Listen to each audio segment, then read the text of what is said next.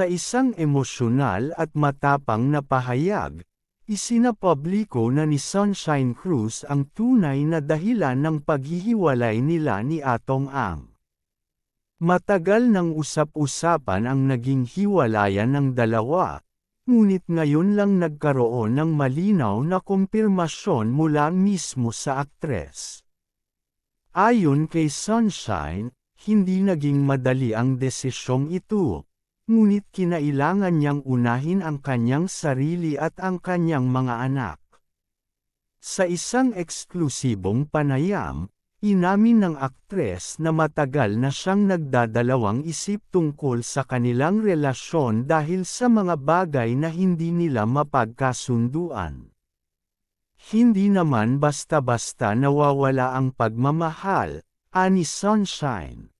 Pero minsan, kahit gaano pa kalalim ang nararamdaman mo para sa isang tao, kung hindi na kayo nagkakaintindihan at hindi na kayo nagiging masaya, kailangan mong magdesisyon para sa sarili mo. Isa sa mga sinasabing naging dahilan ng kanilang paghihiwalay ay ang pagkakaiba ng kanilang pananaw sa buhay. Ayon sa mga malalapit sa aktres, ilang beses na umano siyang nakaramdam ng pag-aalinlangan sa direksyon ng kanilang relasyon, lalo na't pareho silang abala sa kani-kanilang buhay. Dagdag pa rito, may mga usap-usapan ding lumalabas na may mga isyung hindi nila naayos, dahilan upang lumayo sila sa isa't isa.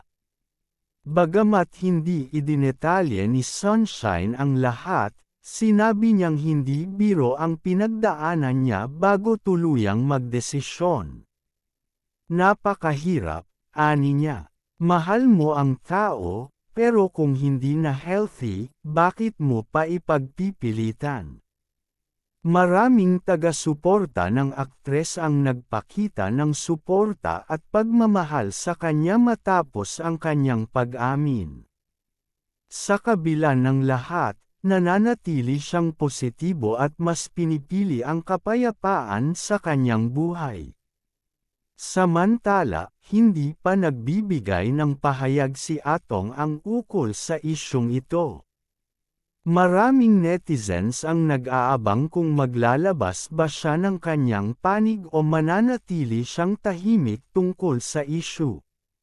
Sa ngayon, mas pinipili ni Sunshine na ituon ang kanyang oras sa kanyang pamilya at trabaho. Ang mahalaga, masaya ako ngayon, pahayag niya. At natutunan kung hindi mo kailangang manatili sa isang bagay na hindi na nakakabuti sa iyo.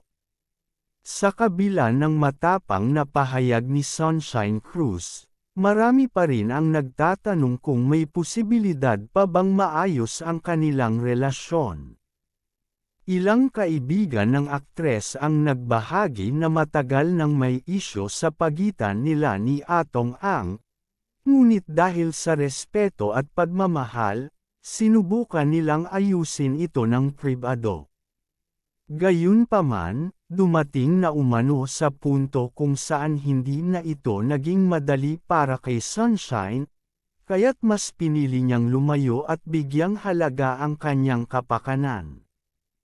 Ayon sa isang malapit na kaibigan ng aktres, matagal nang may mga senyales ng hindi pagkakaunawaan sa kanilang relasyon. Pinilit niyang intindihin, pinilit niyang unawain, pero dumating sa puntong napagod na rin siya. Hindi na rin kasi patas ang sitwasyon, aniya.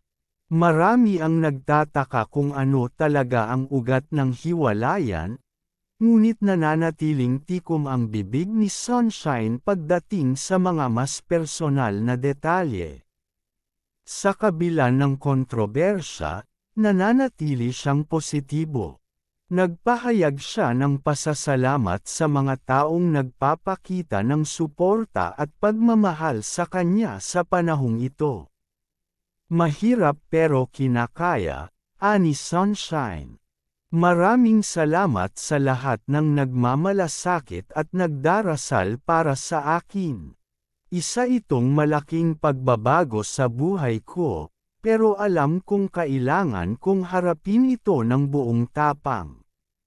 Sa social media, marami ang nagpahayag ng kanilang opinyon tungkol sa hiwalayan.